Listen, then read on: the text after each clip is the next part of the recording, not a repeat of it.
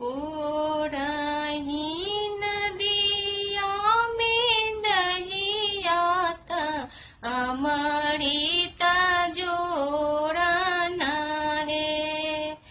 कोड़ही नदिया में दहियात अमृत जोड़न है। से दहिया खइहे राजा रामचंद्र होइहे आज रावण है। से नुरा पेनी है जानकी देई सुहाबा सुहागन है। से नुरा पेनी है सीता देई सुहाबा सुहागन है।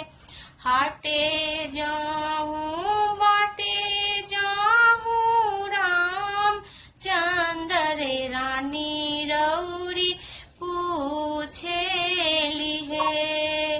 हाटे जाऊं बाटे जाऊं राम चंद्र रानी रौरी पूछे